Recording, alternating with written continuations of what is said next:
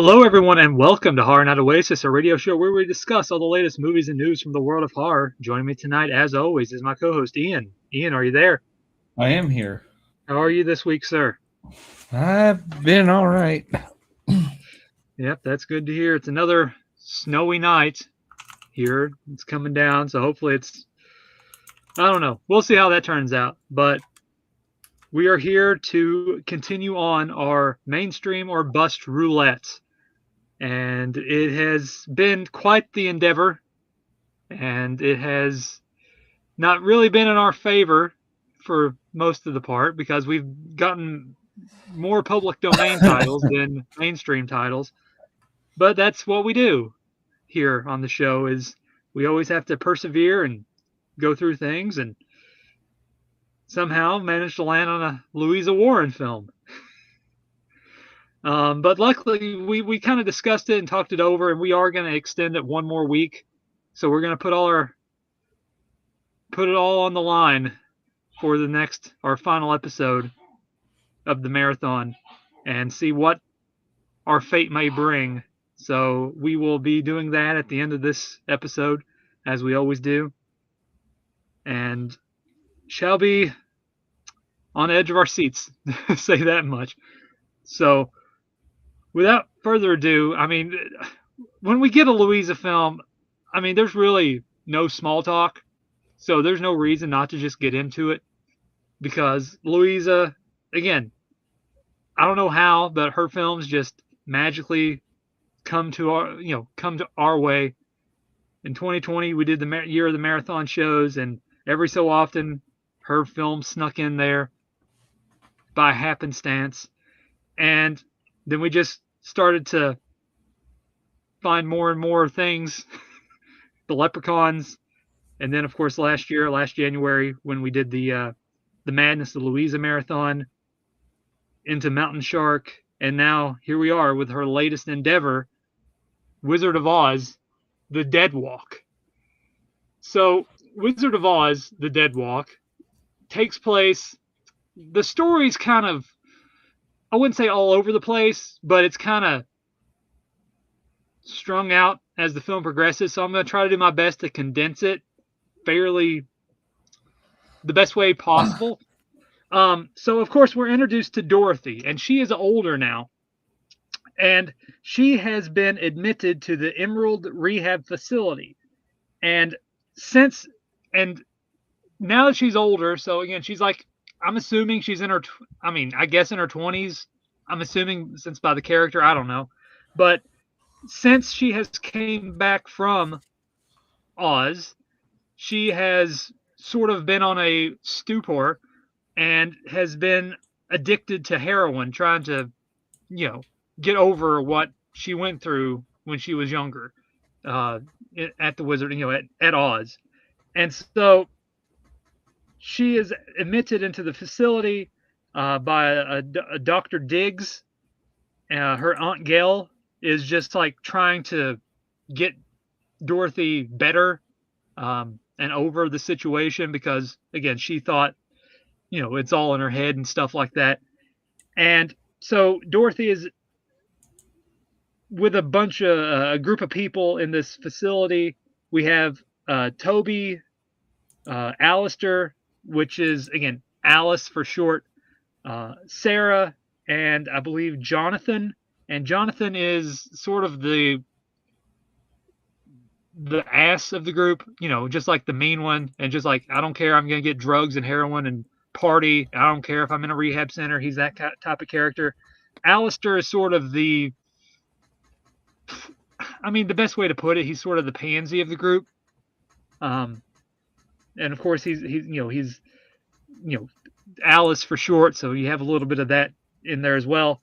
And then Sarah is just there in a sense. Toby's honestly the one who's just there. And then we also have the head nurse of the facility as well that helps out Dr. Diggs. And so basically Dorothy is having these nightmares and these visions still of Oz, of the Scarecrow and the Tin Man and the witch, Glinda.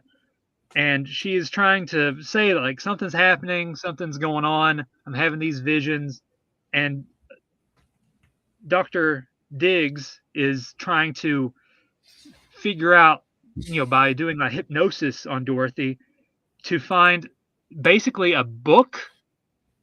I don't know if it's a spell book, but it's some type of book that is hidden in Oz that she's seeing in her dreams and these visions. And basically, once she goes under hypnosis, it takes her to like where she's at in the real world, but it's in the dream Oz world basically. So when she finds this book, it's out by a tree, and then that's when her and Alice go out and they find the book, and she reads through the book, and through some method, way of means, that causes the Tin Man and Scarecrow to come into the real world and start killing off the other members of the facility.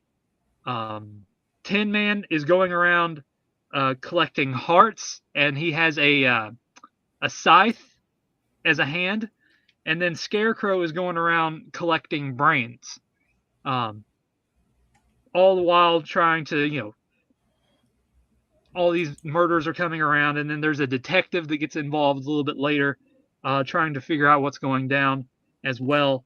And that's the general gist of the film.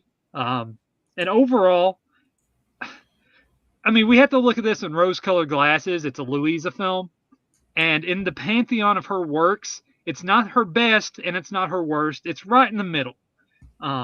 That's how I thought it was, because in a sense, this is sort of like Louisa's take on Peter Pan, Neverland Nightmare, because it's very adult-oriented themed, heroin addiction, abuse, and all that stuff. But I felt like, again, Peter Pan sort of done it a little bit more coherently, where this one, you were kind of interested in where that story was progressing and leading to, and all the little intricate characters, even though it's a little, as we mentioned in that review, go back and listen to it if you haven't. Whereas this one, it takes place in the one location, and it's just like Dorothy's, no one's believing her. She's having these visions. And then, of course, the Tin Man and Scarecrow and the witch comes back, trying to tell her what to do and tell her these things. So it has the inklings of like, that first act, at least, I was interested.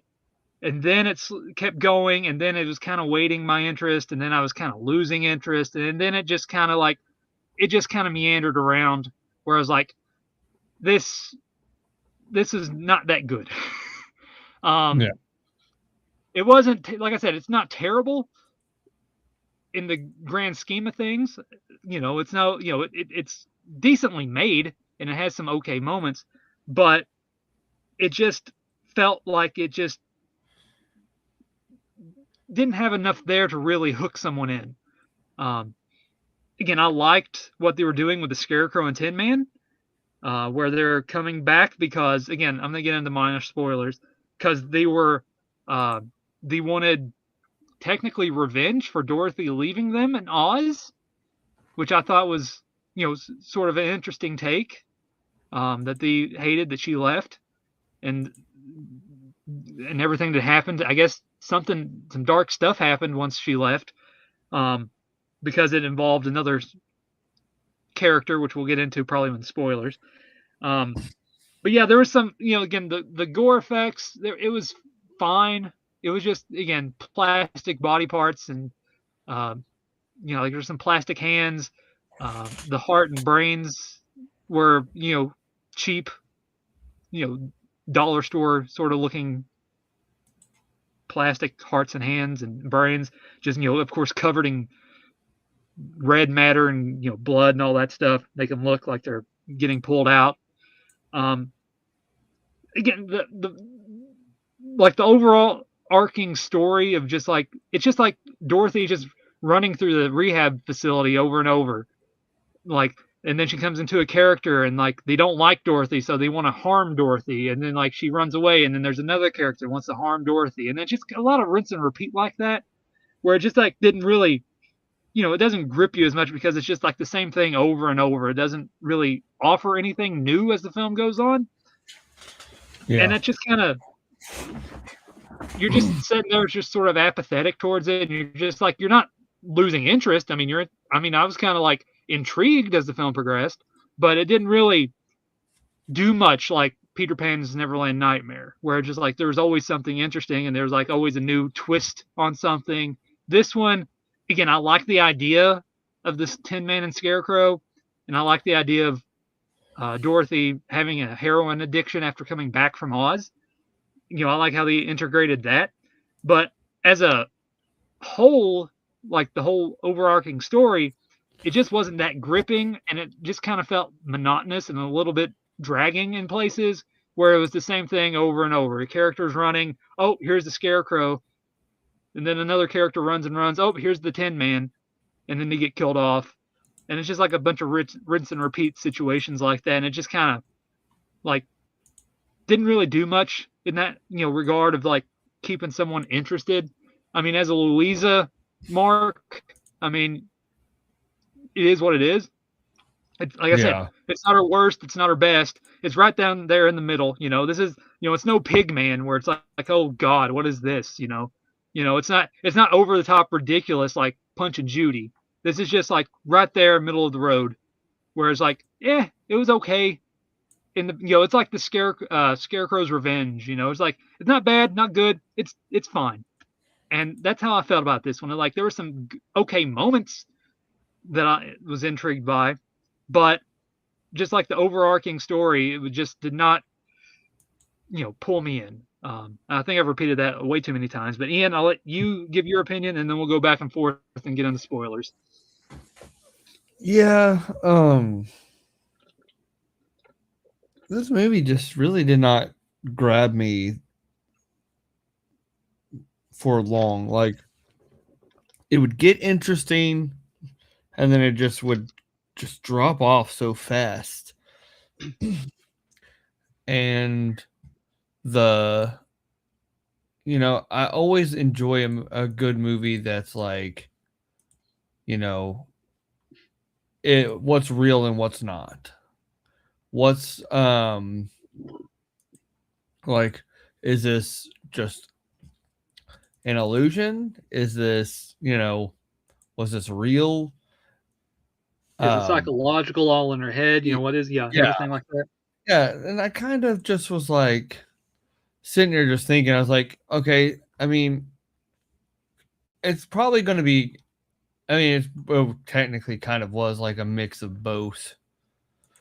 But I enjoyed it for what it was, but it was kind of just there wasn't a whole lot to it. And it was fairly ridiculous, and it felt like a Louisa film. And I was like, if I didn't know who did this, I could have probably already tell who made this. And that's just, comes with the territory of, Louisa. Because she is a very identifiable director. And not really in the best way possible sometimes. But we love her. She gives us a lot of material to go on and gives us a little something to talk about, in definitely a positive way. So, but yeah, the characters were kind of, my biggest problem was the characters felt kind of dull. Like, yeah, they didn't really give them too much. Yeah. To really like they kind of introduced them, but like you didn't get a chance to know them that much to really like care. I guess they gave some like room for Alice, because he was like the best friend of Dorothy in a sense. But like Toby was just walking around, Jonathan, he's just an asshole to everybody if he doesn't get drugs. And then Sarah is just kind of like his lackey in a sense. Yeah. And so like when you have the big finale, and then like again we're gonna get into spoilers, but like something happens to Sarah and she gets brought back to life, and like you're just like, oh, really? Why Sarah? You know, obviously it's a play on words because of her name. That's the reason why. But like I would assume like since they kind of had a moment earlier on in the film where like Dr. Diggs was talking to Jonathan about the lion, you know, you need to get rid of the lion, you know, like he was gonna like do what he did to Sarah at the end, but like turned him, you know, Jonathan into a lion instead of Sarah's character, because it said it like it make more sense, honestly. You know, like she's, you know, Jonathan was more of a threat to Dorothy than Sarah was. You know, and there again, there's another little side plot where like Dorothy snitches on Jonathan and Sarah where they're trying to get drugs, and so they kind of get snitched on, and like that causes them to get angry at Dorothy and want revenge on her and attack her in another portion of the film. So again, like they don't give them too much character development besides, hey, we just want drugs. You know, that's basically all their characters care about. Yeah. I mean, honestly, Alice, you know, his character, you know, there's enough little differences there to make him sort of sympathetic, because he's kind of just like lumped into everything. Yeah. But like all, you know, like they could have done something more with like Jonathan instead of just being killed by the Scarecrow and Tin Man. You know, like a lot of these, like they could have done something more to like, especially towards the last act when that reveal happens with Sarah's character. Like you could have done more with like, if you're able to do that, you could have done that the same thing with, you know, the other characters that died off. Because like I said, like the Tin Man and Scarecrow are collecting hearts and brains, and like it just felt like, and then we'll get into spoilers, but basically, Dr. Diggs, his real, I mean, it's obvious, it's right there at the beginning. His name is Oscar Diggs, so Oscar, and he is the Wizard of Oz that sent Dorothy back home. And so basically, again, once she left, shit went down apparently, and he had to get away from it and somehow into the real world. It's not exactly clear. That's again like the plot. It's sprung out, you know, sprawn out across the film, where it's just like little bits and pieces here, and you're just trying to connect everything together.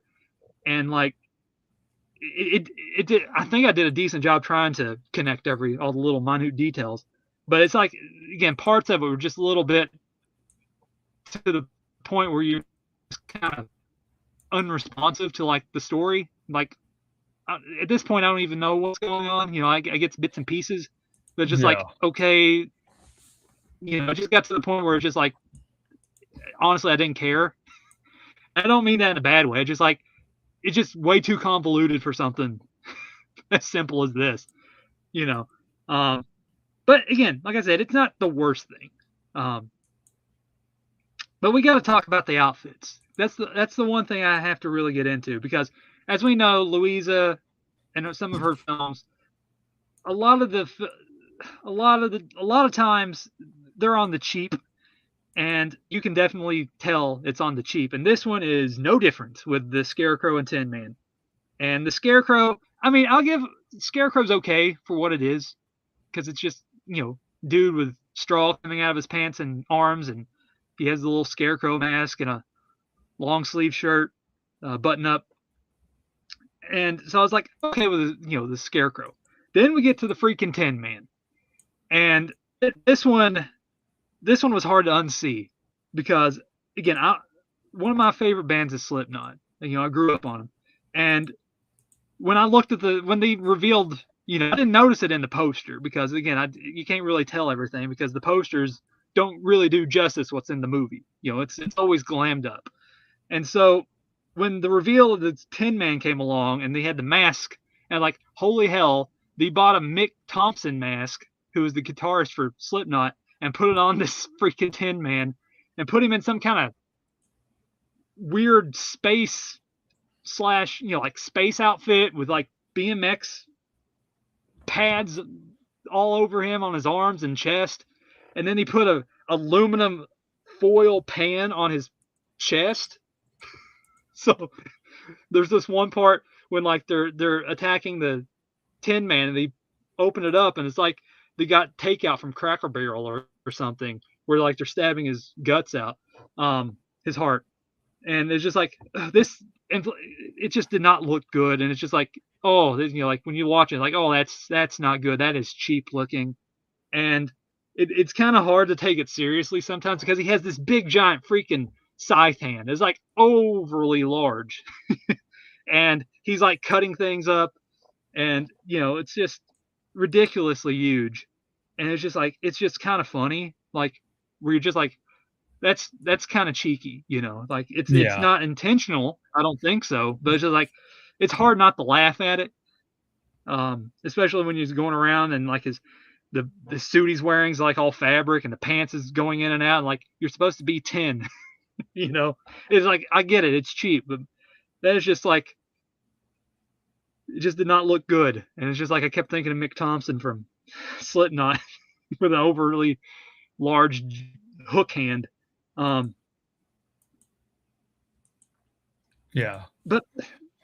it's just like, I don't know, man. It's just like, they tried. I mean, like, again, I'll give her like these sort of fairy tale films like this, the Cinderella's Curse. Like, at least she like gives some effort to it to make it stand out. I mean, this one's sort of I guess it's like the best you could do with this material. I mean, again, like I said, like they try to do the Peter Pan's Neverland Nightmare take on it, and like, it just felt like it needed a little bit more oomph than just like the Scarecrow and Tin Man are just walking through a house, killing people, collecting hearts and brains, and then the big reveal that Oz is trying to get Dorothy for some reason because she left. I mean, it's still not exactly, I'm not exactly sure the whole grand scheme of things, because there's a huge exposition dump at the end where it's just like, I don't know.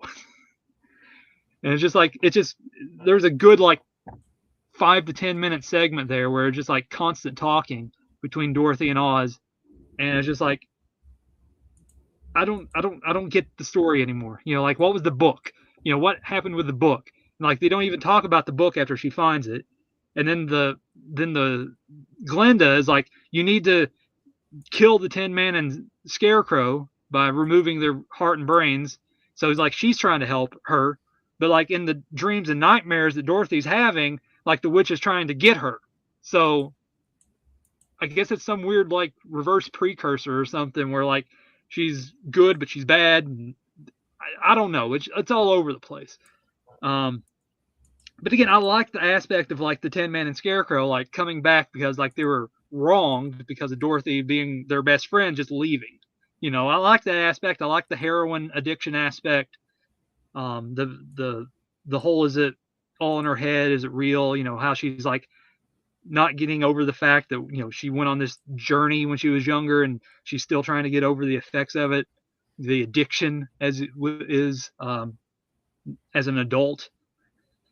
So there's like parts I enjoyed, but it's just like the story was kind of a little bit of I wouldn't say it's messy. It's just not all it could have been. It's a little convoluted in a few places here and there, especially towards the last act. But Ian, what's some other thoughts you have?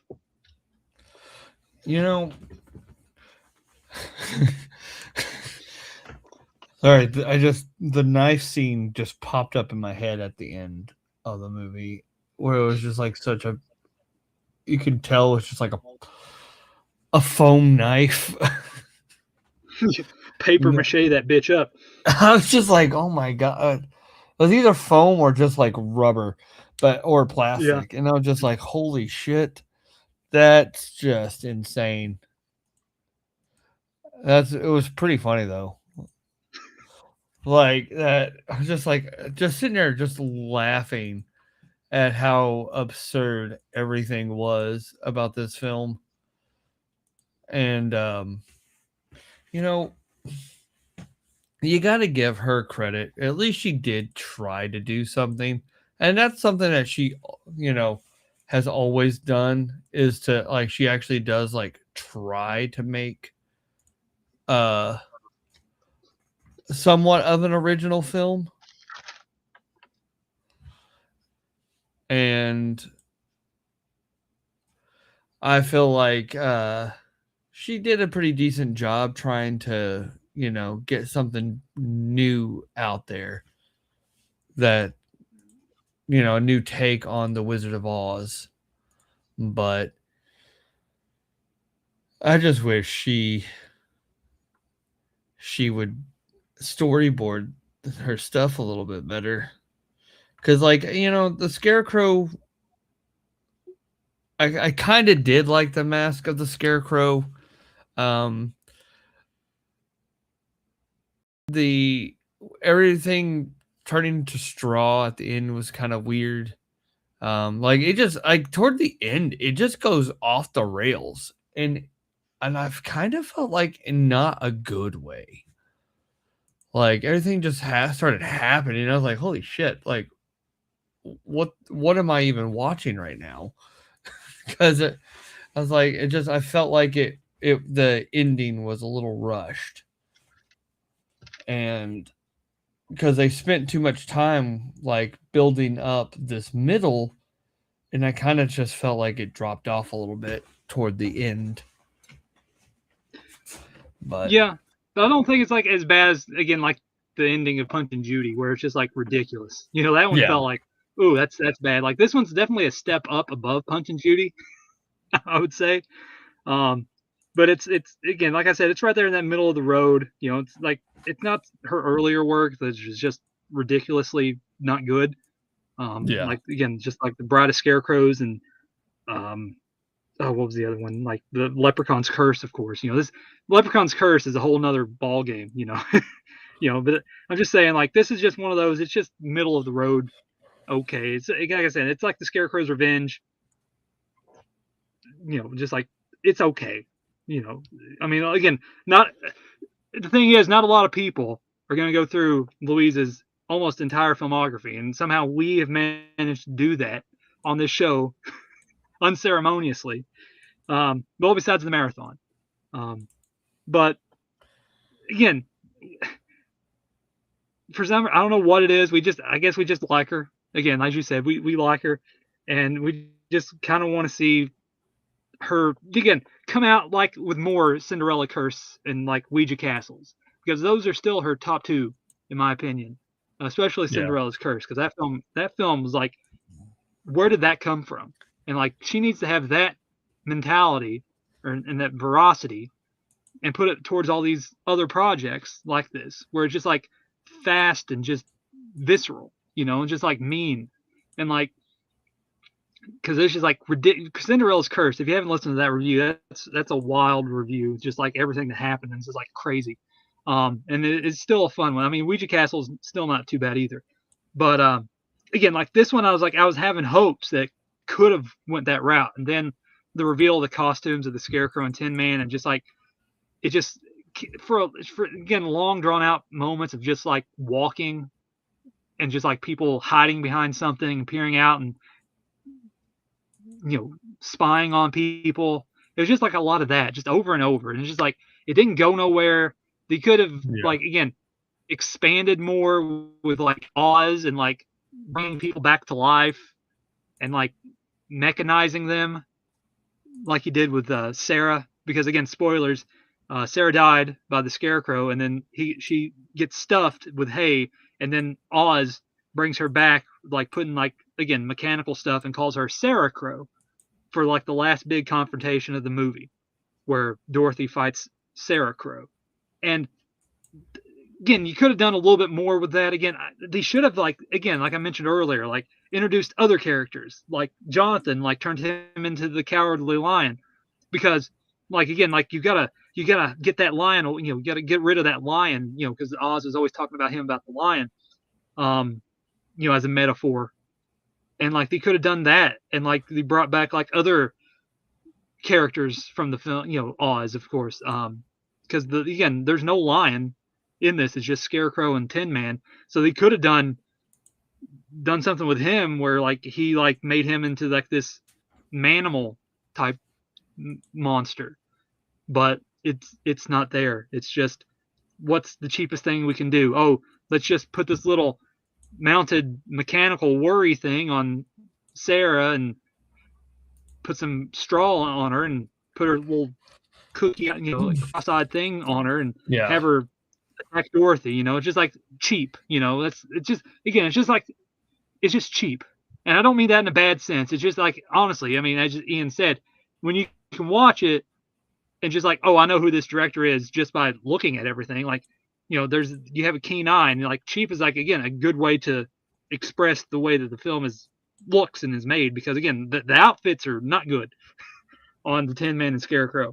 I mean, you have to really bite your tongue to like trying to get over that hurdle, because it's just like, ooh, that's fairly obviously not good. But again, it's not for what it is. It's not terrible.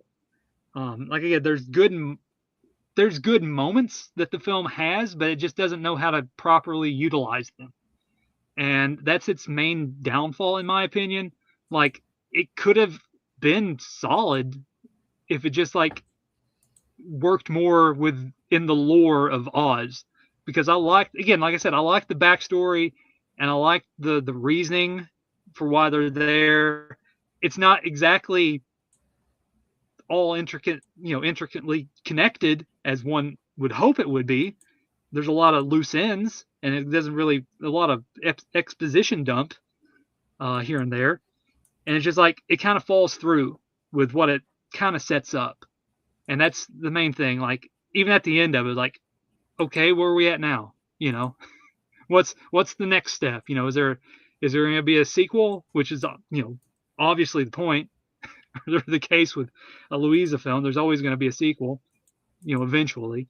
But yeah, like it just kind of ends also, and just like after all that, it just, oh, nothing, never mind, he's off down the road now. It's just like there's really no big conclusion to anything, where it kind of needed sort of I wouldn't say it needed a bow to make everything good. It just needed sort of, get this part of the story completed, and it just felt like, again, it's just a big wide open road. Yeah, no, I agree with that completely. I just felt like this movie needed just a little bit more, like shave down some of the drug and scenes, and trying to, Yeah, and the whole the detective subplot, like, oh, there's people murdered, and then they bring in Aunt Gail, and like she's trying to figure out things as well, and like, oh, you were right, and like, again, a lot of that stuff just kind of fell flat, and like, oh, I'm gonna go get the car and leave, and then, oh, she gets killed, and like, what was the point? It's just like they needed to like work more on the characters and get them a little bit more personality. I mean, they have some personality. It was just drugs, heroin, drugs, and that was it. And then again, Alice being the submissive type character, just the pansy of the group, and just like they needed to like whittle them in a little bit more, and they needed to do more hypnosis. Like they just did the one hypnosis session with Dr. Diggs and Dorothy, and then it's just nothing but like dreams and nightmares from that point in. Like, you needed to do a little bit more to like expand that world of Oz and them coming back into reality. Whereas I was like, oh, I did this, I know where the book is in the dream, in the hypnosis, but if we go there now, it's sort of like in Leprechaun's game, where like, oh, we go to the end of the rainbow, and then like the rainbow's in the church next door. Like, oh, I found it. I found the gold. Just like an easy point to get to. Just like, reasoning for like setup for the next thing, just to not really do much story and backstory to get to the next part. And it's just like it's kind of shoehorned in there, like, oh, let's go find the book. And she finds the book, and like again, nothing really comes with it besides them coming back into reality. And even that is a little hit and miss with the reasoning for everything. Especially the exposition dump at the last act. But again, it wasn't the worst of her filmography. And again, we've watched a lot of it, so we kind of have carte blanche there to say it's not her worst. But again, it's not. It could have been better. I mean, it's right down there in the middle of the other pantheon of her just plain Jane just offerings. Like there's good intentions, but it falls flat at the end. Yeah. Completely agree. Yeah. Like this one, like where, like I mentioned, I'm bringing up the ones, Cinderella's Curse. Like it's just like there's like care and just like attention to detail with Cinderella's Curse and just like how that one turned out to be. And it's just like some of them, it looks like she has like the totally different director, especially with Cinderella's Curse and Ouija Castle. Whereas like, holy crap, this is different. This isn't the Louisa we know. And then you get something like Punch and Judy and Pigman, and just like, oh, now that's the Louisa we know. It's just like, oh, she's back. So sometimes I think, again, I don't know. I'm just pulling this out of the ether. Sometimes I think there's like a project that she really loves, and she gives it her all, like the Cinderella's Curse, where it's just like, for some reason, everything aligns and she makes a good movie. Like, yeah, I'll be damned, that's a good movie. And then sometimes there's just like projects where I don't know what goes on behind the scenes, Pigman, Punch and Judy, but like something happens where it just like falls, like she just loses interest. And like this one, like it started good, but then like she sort of lost interest as the film progressed and didn't even care. So that's how I feel. Again, I'm sure she's proud of each film she makes because hell, she's prolific enough. But sometimes I felt like, again, there's some films out there where like she's not really trying all that much with this one. Sort of like Punch and Judy. Big man, like, ooh, that's not good. But Ian, any final thoughts before we get off this yellow brick road? No, because there wasn't a whole lot to go on either. Yeah.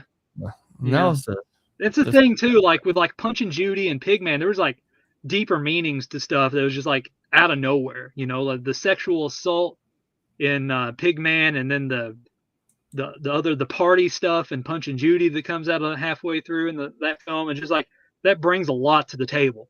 This one, they don't even give you that much, like, oh, heroin, addiction. Like it's just kind of shoehorned in. It's just like it's there as a means to continue the story, but like we're not gonna really delve into it that much. And that kind of is another, like, you have that, you needed to go full on with it, like that didn't stop you before with the sexual assault stuff and everything like that. So what's stopping you with this one? Like they could have like kept going on it where like she's again like actually coming down from like her heroin addiction, like it's been a few years, I'm assuming, where she's like sort of clean.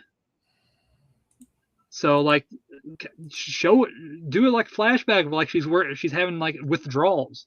Do something where like gives her more of a character development, and like instead of just like this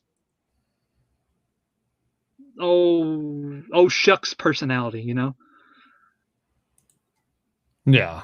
And she needed to have like more encounters like the Tin Man and Scarecrow. Like she had like the one with the Scarecrow, and the Scarecrow was telling her like, how dare you leave us? But like they needed to have more interactions, and like he needed to do more of like what happened after she left. Like there needed to be more dialogue between them two to like really tone in on everything that was like happened after she left, because it just felt like a lot of it, again, like I said, just like shoehorned in, just like, oh, that's enough. We don't need to go too far into the backstory and the lore. this is enough to help, just move the story forward until we get to the exposition dump at the end, and that even doesn't even make sense half the time. But like, there needed to be a little bit more care involved with this one, and it could have been, again, a little bit better. Yeah. And they needed to do some work on those suits as well, because those suits were, oh man, Tin Man was bad.